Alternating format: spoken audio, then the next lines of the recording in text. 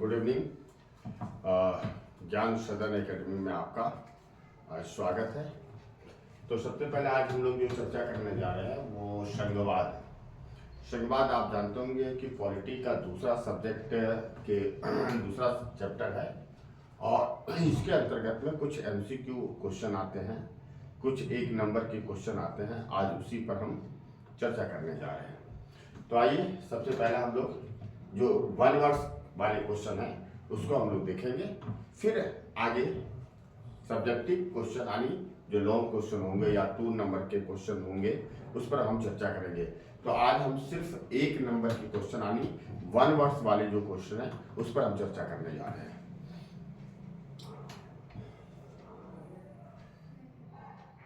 आप देखेंगे यहाँ पे क्वेश्चन डाला हुआ है कि निम्नलिखित प्रश्नों के उत्तर एक वाक्य में दीजिए। प्रत्येक जो है जितने भी क्वेश्चन होंगे वो सभी 1 मार्क्स के होंगे और ये एमसीक्यू के दृष्टिकोण से काफी अच्छी मानी जाती है। तो सबसे पहला है कि श्रीलंका में जो हम लोग स्थितियां को बताने जा रहे हैं, इसमें संघवाद के अंतर्गत में हम लोग क्या पढ़ने जा रहे हैं।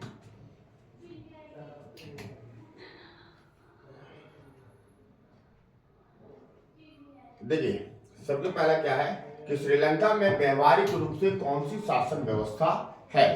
जो श्रीलंका हमारे जो पड़ोसी देश है वहां पे किस प्रकार की सरकार चलती है, यानी वहां पे संघात्मक सरकार चलती है या एकात्मक सरकार चलती है। तो यहाँ पे आपको दिया हुआ है कि श्रीलंका में व्यवहारिक रूप से अभी भी किस प्रकार की शासन व्यवस्था है, एकात्मक शासन, यानी एकात्मक सरकार वहां चलती है। एकात्मक शासन व्यवस्था के आधार पर वहां की सरकारें चलती है। दूसरा क्वेश्चन आप देखेंगे, किसी ऐसे एक बड़े क्वेश्चन में आप देखिए किसी ऐसे एक बड़े देश का नाम लिखिए जिसकी शासन व्यवस्था संघात्मक नहीं है, यानी संघ के आधार पर नहीं है लेकिन देश बहुत बड़ा है। तो आप इसमें देखेंगे साम्यवादी जो है वो चीन में चलती है, यानी जहां पे संघात्मक सरकार नहीं चलती है लेकिन देश जो है वो बड़ा है, जिसमें साम्यवादी चीन की बात हम लोग करेंगे। तीसरे नंबर की जो क्वेश्चन हम लोग लेके चल रहे हैं, तीसरा नंबर जो क्वेश्चन है आपका देखिए कि दुनिया में कितने देशों में यानी पूरे वर्ल्ड में जो है कितने देशों में संघात्मक शासन व्यवस्था है, यानी संघात्मक शासन व्यवस्था के आधार पर वहां की सरकारें चलती है, वह देश चलता है। तो टोटल जो है वो 25 देश है, 25 कंट्री ऐसे हैं जहां पे संघात्मक शासन व्यवस्था के रूप में सरकार चलाती है। नेक्स्ट क्वेश्चन है, संघात्मक देशों में दुनिया की कितनी प्रतिशत जनसंख्या रहती है, यानी जो संघात्मक देश है यानी टोटल कितने देश बताए थे हमने, 25 देश, उसमें दुनिया में कितने प्रतिशत जनसंख्या में रहती है, तो 40%, यानी पूरे वर्ल्ड का 40% लोग जो है संघात्मक सरकार यानी संघात्मक शासन व्यवस्था के अंतर्गत में उस देश में निवास करते हैं। नेक्स्ट क्वेश्चन है कि 5वें नंबर में है कि भारतीय संविधान की 8वीं सूची में कितनी भाषाओं को रखा गया है। तो इसमें आपको आंसर मैं अभी बता देता हूं, जबकि आपकी बोर्ड पर है टोटल 22 भाषा को 8वीं अनुसूची के अंतर्गत में रखा गया है। तो आप देखिए इसका जो आंसर है आपका नीचे दिया हुआ है कि 22 भाषाओं में। 6ठे नंबर में क्वेश्चन कहता है भारत में राज्य पुनर्गठन आयोग यानी राज्य की स्थापना के लिए राज्य पुनर्गठन आयोग की रिपोर्ट कब लागू किया गया, यानी कब से चालू हुआ है, तो 1 नवंबर 1956 को, यानी 1 नवंबर 1956 को राज्य पुनर्गठन आयोग भारत में चालू की गई थी। भारत में विषयों के बंटवारे यानी जो हमारे यहाँ कि विषयों के बंटवारे के लिए कितनी सूचियां बनाई गई, तो 3 सूचियां आप जानते होंगे, आप पढ़े होंगे पुस्तक में। तो उसमें 3 सूचियों में संघ सूची है, दूसरा राज्य सूची और तीसरा समवर्ती सूची। थोड़ा सा मैं इसमें कॉन्सेप्ट क्लियर कर देना चाहता हूं कि संघ सूची के अंतर्गत में जो है वो देश यानी केंद्र इस पर कानून बनाती है, राज्य सूची में राज्य सरकार बनाती है और समवर्ती सूची में राज्य सरकार और केंद्र सरकार दोनों मिलकर के उस पर कानून बनाने का काम करती है। नेक्स्ट हम लोग बात करेंगे क्वेश्चन नंबर आपका 8 में है कि संघवाद से क्या आशय है। तो संघवाद क्या होता है इसको समझना है। तो इसमें बताता है कि आपका आंसर में लिखा हुआ है कि आधुनिक लोकतंत्र में शासन को विभिन्न स्तरों के बीच सत्ता के ऊर्ध्वाधर बंटवारे को संघवाद कहा जाता है। यानी किसी लोकतंत्र में जो शासन का विभिन्न स्वरूप देखने को मिलता है, यानी आप समझिएगा, आपको बताया गया होगा, आप खुद पढ़े होंगे कि शासन की जो विभिन्न स्तर है, यानी कौन कौन सा, विधायिका, कार्यपालिका और न्यायपालिका, ये स्तर के रूप में हम लोग पढ़ेंगे। ऐसे नॉर्मली हम लोग भी पढ़ सकते हैं कि केंद्र सरकार के साथ में हम लोग केंद्र सरकार, राज्य सरकार और स्थानीय स्वशासन, जिसके अंतर्गत में पंचायती शासन व्यवस्था की बात करेंगे। इसी में क्या होता है कि सत्ता का बंटवारा किया जाता है और उसी को संघवाद कहा जाता है। क्वेश्चन नंबर 9 में क्या बताता है कि आदर्श संघीय व्यवस्था में कौन से दो पक्ष अवश्य होते हैं। अरे अब देखिएगा, कोई भी किसी देश में संघीय व्यवस्था तो चल रही है लेकिन बहुत अच्छी चल रही है। आदर्श की बात हम लोग कर लेते हैं तो इसमें क्या होता है कि कौन सी दो पक्ष अवश्य होता है, आपसी भरोसे के साथ रहने पर सहमति, यानी किसी भी होता है, यानी केंद्र सरकार, राज्य सरकार दोनों एक दूसरे पर ऊपर क्या करते हैं, भरोसा करते हैं। अब हम लोग नेक्स्ट जो क्वेश्चन जा रहे हैं, क्वेश्चन नंबर 10 की बात कर लेंगे हम लोग। एकात्मक शासन व्यवस्था से क्या आशय है, यानी इसका क्वेश्चन क्या है कि एकात्मक शासन व्यवस्था किसे कहते हैं, ऐसे भी क्वेश्चन पूछा जा सकता है। तो इसमें कहता है कि एकात्मक व्यवस्था में शासन का एक ही स्तर होता है और बाकी इकाइयां उसके अधीन होकर के काम करती है। यानी एकात्मक शासन क्या होता है कि जो शासन का व्यवस्था है वो एक ही स्तर का होता है, लेकिन इसके अंतर्गत में बाकी जो भी इकाइयां होती है वो सभी इसके अधीन होकर के काम करते हैं। नेक्स्ट बताता है किन्हीं 5 संघीय व्यवस्था वाले देशों का नाम बताएं। 5 ऐसे देश बताइए जहां पे संघ की संघात्मक व्यवस्था, संघात्मक शासन के रूप में काम कर रही है। जैसे सबसे पहला हम लोग नाम लेते हैं कनाडा का, संयुक्त राज्य अमेरिका में, ब्राजील और अर्जेंटीना, और साथ में भारत की भी बात कर लेंगे। भारत में भी क्या है, कैसी व्यवस्था है, संघात्मक व्यवस्था है, यानी संघवाद के आधार पर क्या चलती है, हमारे देश की शासन व्यवस्था चलती है। इसके बाद हम लोग बात करेंगे क्वेश्चन से आगे 12 नंबर की बात करें। क्या करूंगा, 12 नंबर में क्वेश्चन क्या कहता है बेटा कि देखिए एक क्वेश्चन है यहाँ पे कि अब आप देखिए यहाँ पे क्या कहता है कि संघीय शासन व्यवस्था के 2 उद्देश्य, यानी जो संघात्मक व्यवस्था है, वो जो संघात्मक शासन व्यवस्था है उसका 2 उद्देश्य क्या होती है।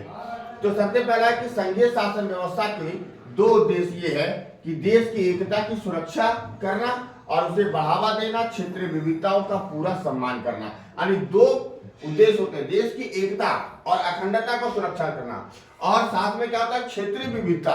यानी हमारे देश में, मैं भारत की बात कर लेता हूँ, भारत में क्या है, क्षेत्रीय विविधता है।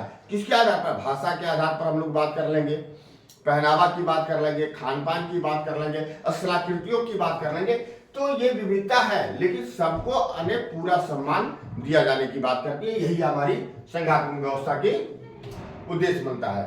नेक्स्ट हम लोग बात करेंगे बेटा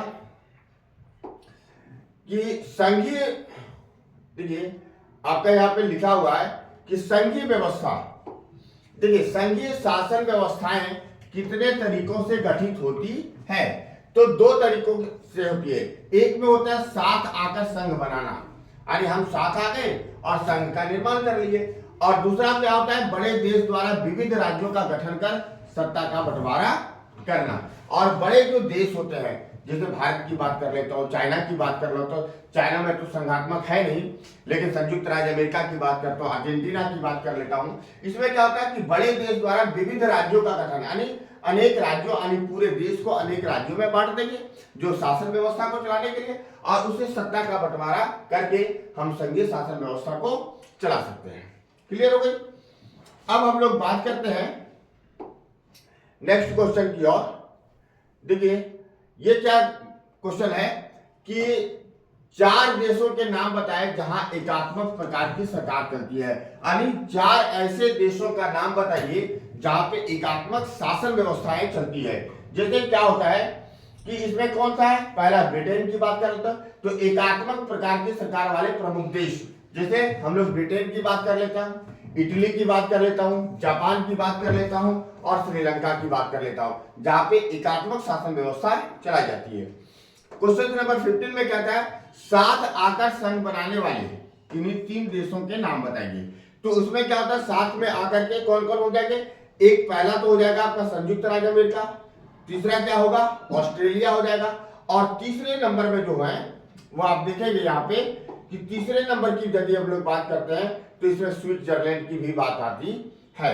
आप तीसरा कौन कौन, पहला संयुक्त राज्य अमेरिका, दूसरा ऑस्ट्रेलिया और स्विट्जरलैंड, जो साथ आकर के देश की शासन व्यवस्था को चलाते हैं। अब हम लोग बात करेंगे नेक्स्ट, जो 16वां नंबर क्वेश्चन है आपका, 16 नंबर क्वेश्चन इसमें दिया हुआ है। इसमें क्या बता रहा है कि देखिए, कहता है कि भारतीय संघ में केंद्र और राज्यों की सरकारों के बीच सत्ता के बंटवारे हेतु क्या व्यवस्था की जाती है। तो देखिए, भारतीय संघ में 3 सूचियों के माध्यम से संघ तथा राज्यों के बीच सत्ता के बंटवारे की व्यवस्था की गई है। अब आपने इससे पहले क्वेश्चन में आप देखेंगे क्या बताए थे कि भारत में 3 प्रकार की सूचियां जारी की गई है, पहला संघ सूची, दूसरा राज्य सूची और तीसरा समवर्ती सूची। तो भारत की जो संघात्मक है, संघ में 3 सूचियों के माध्यम से राज्यों और केंद्र को यानी संघ और राज्यों के बीच में क्या होती है, सत्ता के बंटवारे की व्यवस्था की जाती है। समझ में आ रही है। अब आपको हम लोग नेक्स्ट चलेंगे, जो क्वेश्चन है आपका 17 नंबर। अब देखिए यहाँ पे क्या बताता है, तीनों सूचियों के बारे में इसमें उल्लेख किया गया है। ये आपके एग्जाम के दृष्टिकोण से बहुत ही महत्वपूर्ण 1 नंबर की क्वेश्चन आती है, इसको जरूर आप एक बार देख लीजिएगा। कहता है संघ सूची क्या है, तो हमने बताया था कि संघ सूची में राष्ट्रीय महत्व के 97 विषय रखे गए हैं, यानी संघ सूची के अंतर्गत में 97 है, जिस पर कानून बनाने का अधिकार सिर्फ क्या है, केंद्र सरकार को दिया गया है। यानी टोटल 2 क्वेश्चन इसमें बनेंगे। एक आएगा संघ सूची क्या है, तो सिंपल सा क्वेश्चन लिखिएगा, जहां पे केंद्र जिस विषय पर केंद्र सरकार कानून बनाएगी तो उसको हम लोग क्या कहेंगे, संघ सूची। लेकिन इसमें कितने सब्जेक्ट है, कितने विषयों पर केंद्र सरकार कानून बनाएगी, तो 97 सब्जेक्ट पर। ये एमसीक्यू के दृष्टिकोण से बहुत इंपॉर्टेंट है। दूसरा क्या है, राज्य सूची की बात हम लोग कर लेते हैं। तो राज्य सूची वह सूची है जिसमें उन विषयों को गिनाया गया है जिन पर कानून बनाने का अधिकार किसे है, राज्य सरकारों को दिया गया है। यानी जिस पर राज्य सरकार कानून बनाएगी वह विषय क्या कहलाएगी, राज्य सूची कहलाएगी। अब एक तीसरा क्वेश्चन आता है, समवर्ती सूची से क्या आशय है, या समवर्ती सूची से आप क्या समझते हैं। तो हम लोग तीसरे तीनों सूची के पढ़ लिए। अब समवर्ती सूची में क्या बताया जाता है बेटा, इसको आप देखेंगे कि समवर्ती सूची में ऐसे विषय की सूची है जिन पर केंद्र सरकार और राज्य सरकार दोनों मिलकर के क्या करेगी, कानून बनाएगी। और ऐसे जो है वो हम लोग समवर्ती सूची कहते हैं। विशेष करके एक मैं बात कर लेता हूँ, शिक्षा का जो कानून होगा वह केंद्र सरकार भी कानून बनाएगी और राज्य सरकार भी कानून बनाती है। अब आता है सत्ता का विकेंद्रीकरण का क्या अर्थ है। ये 1 नंबर के क्वेश्चन में विशेष करके 1 वर्ष में आते हैं। तो जब केंद्र तथा राज्य सरकारों से उनकी कुछ शक्तियां लेकर स्थानीय सरकार में बांट दी जाए तो इसे विकेंद्रीकरण कहा जाता है। अब आप समझिएगा, जब केंद्र और राज्य दोनों उनकी कुछ शक्तियां क्या होती है कि ये शक्तियां सरकार में यानी क्षेत्रीय शक्तियों के रूप में, जिसको स्थानीय स्वशासन की शक्ति के रूप में हम लोग बात करेंगे, सरकार में बांट दी जाए तो इसे विकेंद्रीकरण भी कहा जा सकता है। समझ में आ रही है। अब हम लोग एक क्वेश्चन है इसमें, भारत में पंचायती राज व्यवस्था के 3 स्तर कौन है। तो देखिए, भारत में जो पंचायती राज की व्यवस्था की बात कर रहे थे, हमने अभी बताया था कि हमारे यहाँ जो सरकार चलती है वो 3 स्तर पर चलती है।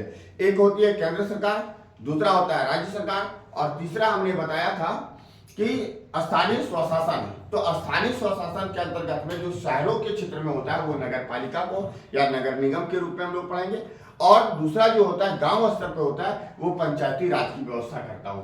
तो यहाँ पे उसी क्वेश्चन है, भारत में पंचायती, देखिए भारत में पंचायती राज व्यवस्था के 3 स्तर हैं। कितने स्तर हैं, 3 स्तर।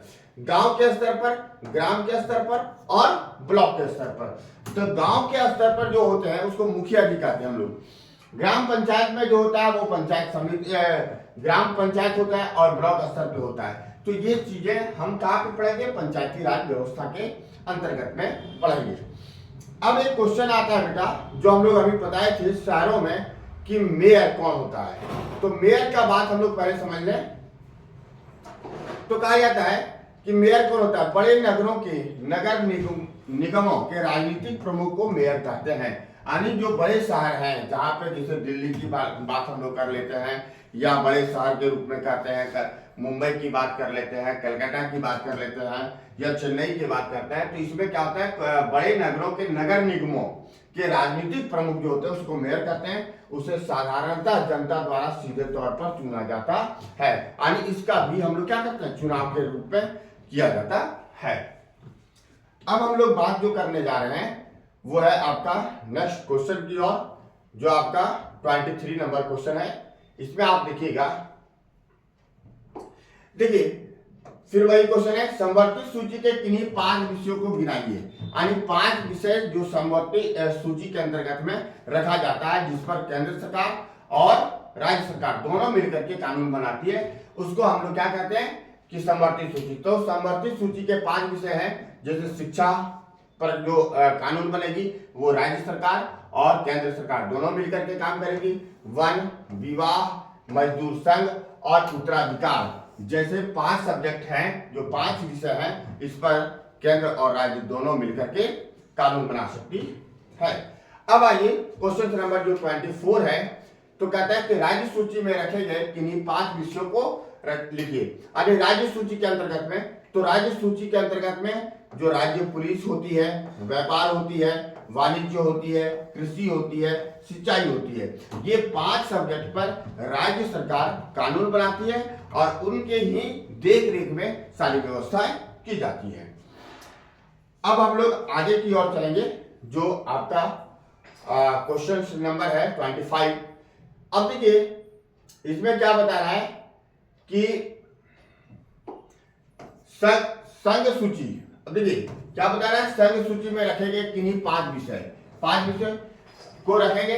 तो इसमें क्या होगा, प्रतिरक्षा, यानी जो डिफेंस सिस्टम होती है, जो रक्षा देश की रक्षा की बात करता है, उस पर कानून बनाने का अधिकार सिर्फ केंद्र सरकार को मानी जाती है। विदेशी मामले, बैंकिंग, संचार और मुद्रा, ये 5 चीजों पर मुख्य रूप से केंद्र सरकार काम करती है। केंद्र सरकार इस पर कानून बनाती है। अब हम लोग बात करेंगे कि भारत में केंद्र शासित प्रदेशों के कोई 2 उदाहरण दीजिए। तो इसमें क्या होगा, केंद्र शासित में एक लक्षद्वीप होगा और दूसरा चंडीगढ़। आप जानते हो कि भारतवर्ष में जो केंद्र शासित प्रदेश होते हैं, इसमें आपके क्वेश्चन में बताया गया है कि 2 केंद्र शासित प्रदेशों का नाम बताइए। तो लक्षद्वीप और चंडीगढ़ की बात कर लेते हैं। इसके बाद आपकी जो क्वेश्चन है नेक्स्ट, वो है आपका 27 नंबर। तो 27 नंबर में क्वेश्चन क्या बोलता है, आप देखिए, कहता है सरकार चलाने और अपनी जिम्मेदारी का निर्वाह करने के लिए सरकार धन कैसे एकत्रित करती है। अब देखिए, सरकार चलाने के लिए और अपने जिम्मेदारियों को जो पूरी तरह से निर्वाह करना है, उससे सरकार धन इकट्ठा कैसे करती है। तो इसमें है केंद्र और राज्य सरकारें कर लगाकर, पहले क्या होता है, टैक्स लगाना, टैक्स लगा करके वो अपने धन को इकट्ठा करते हैं। फिर हमारे बीच में हमारा ही पैसा होता है, लेकिन वो हमारे लिए काम करते हैं। संसाधन जमा करके अपनी सरकार चलाने व अपनी जिम्मेदारियों का निर्वहन करते हैं। तो क्या क्या होगा, एक पहला होगा टैक्स लगा करके और संसाधन जमा करके। ये 2 उपायों से क्या करते हैं, सरकार जो होती है धन को जमा करती है। अब है 28 में गठबंधन सरकार किसे कहते हैं। ये थोड़ा सा अभी का जो क्वेश्चन है विशेष करके ये ज्यादा करती है। तो गठबंधन सरकार किसे कहते हैं ये जानना है हमको। तो एक से ज्यादा राजनीतिक पार्टियां द्वारा मिलकर बनाई गई सरकार को गठबंधन सरकार कहते हैं। अब आप देखिएगा, विशेष करके 1980 के बाद ये दौर ऐसा चला कि पूर्णतः एक पार्टी को पूर्ण रूप से बहुमत नहीं मिलता था। जिसके कारण क्या था, क्षेत्रीय पार्टियों को अपने साथ लिया और वहां पे क्या करती है, सरकार बनाने का काम करती है। तो ऐसे सरकार को गठबंधन सरकार करते हैं जो एक साझा कार्यक्रम के आधार पर चलाई जाती है, यानी एक बातें होती है, कुछ विचारें होती है जिस पर सभी लोग सहमति बनते हैं और फिर सरकार को सपोर्ट करते हैं और सरकार चलाती है।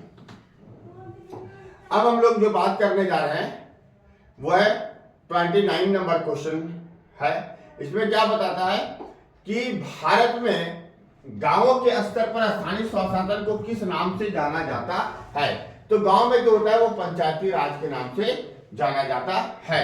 और इसी में एक क्वेश्चन करके हम लोग जोड़ रहे हैं कि भारत में शहरों में जो स्थानीय स्वशासन व्यवस्था के किस नाम से जाना जाता है, तो इसे नगर पालिका या नगर निगम के रूप में हम लोग पढ़ सकते हैं।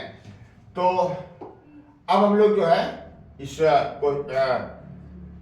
क्वेश्चन आपका यहाँ समाप्त हो जाती है। और जहाँ तक मुझे लगा कि ये आपके लिए बहुत उपयोगी होगा, ये क्वेश्चन आपको समझ में आया होगा, आपको ये वीडियो अच्छी लगेगी देखने में, तो प्लीज एक बार इस चैनल को यानी ज्ञान सदन एकेडमी ऑफ एजुकेशन चैनल को सब्सक्राइब करेंगे, लाइक करेंगे और अपना आशीर्वाद बना के रखेंगे। धन्यवाद।